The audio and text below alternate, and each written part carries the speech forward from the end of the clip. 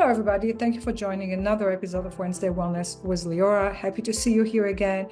Today, we're going to talk about restoring the breast after en bloc explant surgery. That's a big subject.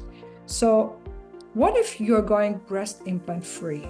So, breast implants are not any longer a choice for you, but let's look at what are the healthier alternatives to restoring and adding shape and volume to your breast. And we're going to talk to Dr. Randall Feingold, who is redefining beauty and shape with these two techniques. One of them is breast lift, and the other one is fat grafting to the breast. Thank you, Dr. Feingold, for joining us for another episode. And today we're going to talk about update on breast restoration after en bloc explant surgeries. And of course, we're talking about breast lift, fat transfer, and maybe there's some new update that I'm not aware of. But can you just tell us what are the methods that are available today to restore the breast, of course, without breast implants? Well, first, I just want to point out that any woman who put a breast implant in had concerns or sensitivities about the shape of their breast, which may or may not have been normal, the size of their breast, which may not have been comfortable for them growing up. The fact that a breast implant has been removed from a patient doesn't mean that they've lost interest in their breast aesthetics and how it relates to their femininity or sensuality or motherliness. And that's why I think we need to provide options to women to improve or optimize their breast aesthetics when an implant is removed.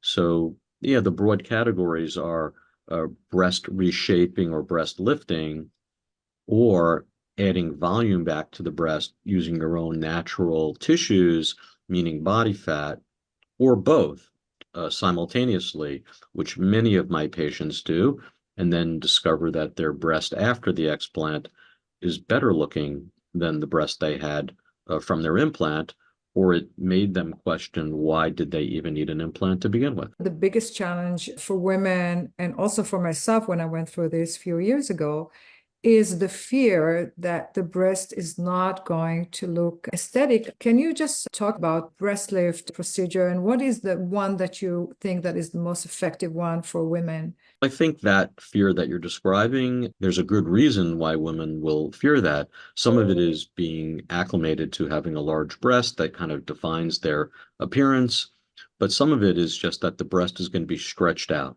from having an implant for all of these years. And maybe there were pregnancies that happened in that same time period. Yeah. And so it's only natural that when you take the implant out, many breasts are not going to just rebound back to their original shape, which may have been acceptable, it just may not have been big enough. And so for many patients, breast lifting, which is a broad category, is very useful. For example, if a nipple is relatively low, for some of these women, they just need the nipple elevated back up to the equator of the breast, and that might be a circumareolar breast lift with an incision that just goes around the perimeter of the areola. But if there's hanging breast skin or breast tissue in the lower pole, and that would require more of an incision, which people will call a lollipop, where there's a circle around the areola and a vertical limb that comes down into the crease. Bear in mind that total capsule removal during an en bloc explant, for me, requires an incision that's hidden in the crease of the breast. So if we're adding a circumvertical or a lollipop lift to a capsulectomy, then they're going to have an incision that looks more like an anchor pattern, which is typical of very common breast lifts and most breast reductions that are done to elevate and shape breasts in women with large or droopy breasts. These scars do fade out with time, and patients ultimately prefer contour primarily over scar. They're not happy with minimal scars if the shape is not round or if it's too low. When it comes to fat transfer, fat grafting, it's still very controversial. I've been doing en bloc capsulectomies for actually 30 years in my practice. And because my practice was rooted in breast reconstruction, I've had to deal with many complicated breast implant issues. Yeah. And fat grafting has been integrated in breast cancer reconstruction for many years, and it has become pretty much universally adopted by breast reconstruction specialists around the country because of safety and because of reliability. And we can talk a little bit more about both of those topics, but it's not new. It may be new in the explant world, perhaps just in the last decade or so. It may be new for women who are contemplating improving their breast aesthetics without implants at all, because I have young women that have breast asymmetries or small breasts that I augment with fat only. And I have women that have breast lifts after having babies, where the breast lift is supplemented with fat graft instead of using a breast implant, as we used to propose or sort of impose on women in the past to get a better result out of a breast lift. So there really shouldn't be fear about fat grafting. And we can talk a little bit more about technique and reliability and safety, if you like. Yeah, I will ask that question soon. But is there any reason why some women retain more fat cells than others? I think a large part of it goes to technique.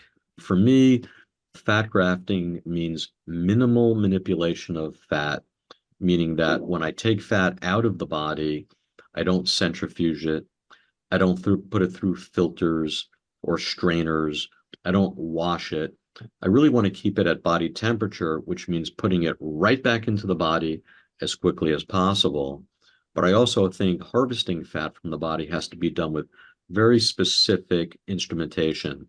I prefer very small suction cannulas to remove little droplets of fat, because we want to inject little droplets of fat so that it can get blood supply by being surrounded by normal fat. We don't put fat into the breast.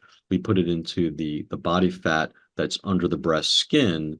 And fat is very happy living in body fat as long as you surround it with normal fat. If you put a big blob of fat in, it's not going to get blood supply.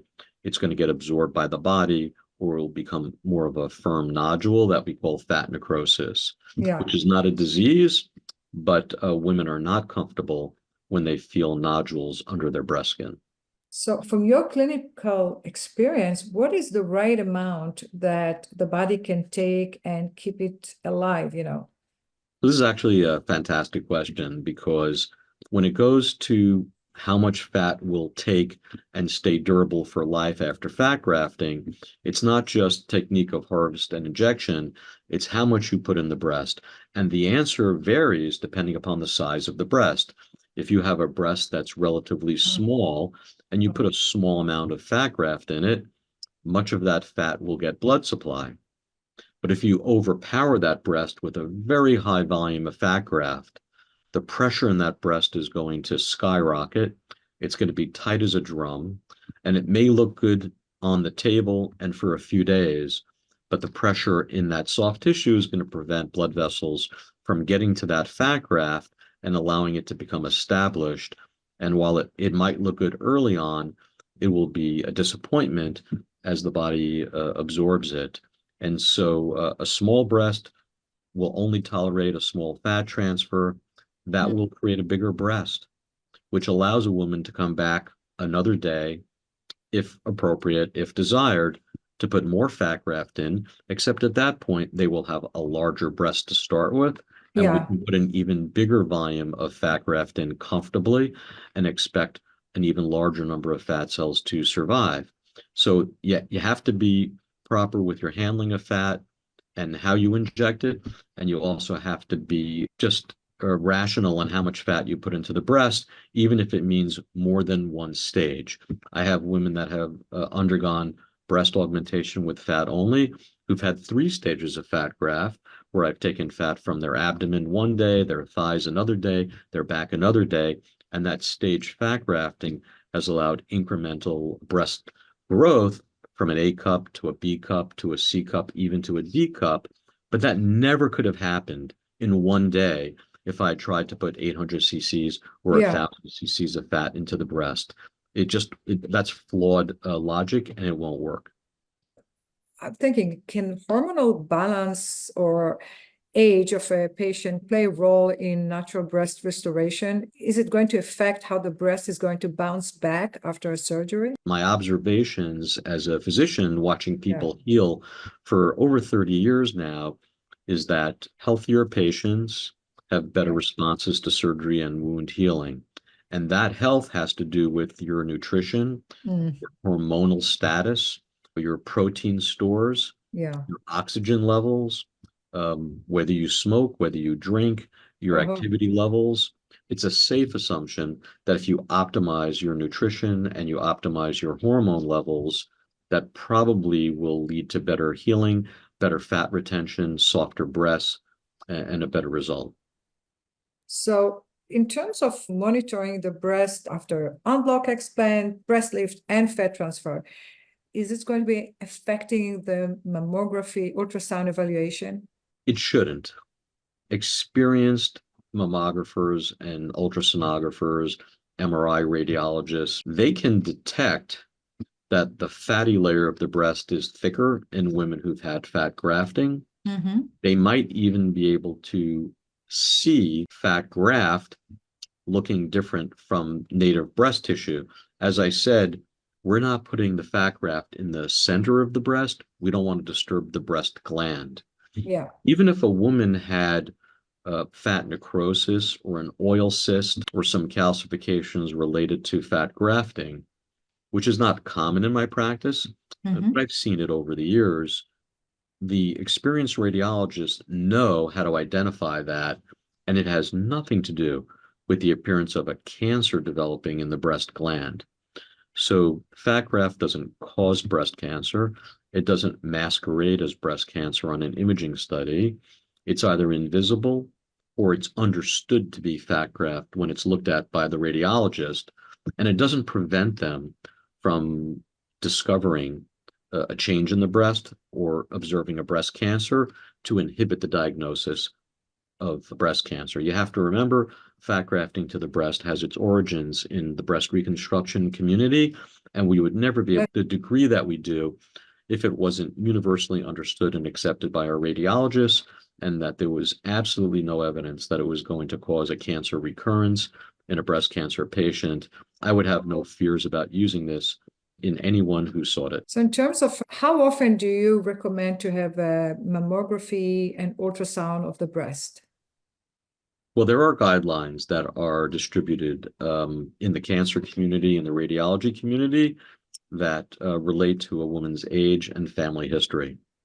So for many women, it may begin at age 40. For women with higher risk, it may begin at younger ages. I've treated patients with gene mutations who have MRIs done in their 20s because of overwhelming family risk, and they're not looking to have mastectomies or having their ovaries removed quite at that age, but they're not going to have radiation either at that age from a mammogram. So in that population, it may be more ultrasounds and MRIs. So I would say to any woman who's concerned about breast health and breast imaging, speak to your gynecologist, speak to your breast radiologist, and customize those guidelines based upon your age, your medical history, your family history, and any genetic risk factors. Well, thank you, Dr. Randall Feingold. It was amazing and enlightening to talk to you, and to our viewer and listener. Thank you again for watching us and listening to Wednesday Wellness with Leora. Stay tuned for the next one. My pleasure. I hope it helps some women feel more comfortable at a topic that can be confusing. Thank you, Dr. Randall Feingold. See you soon.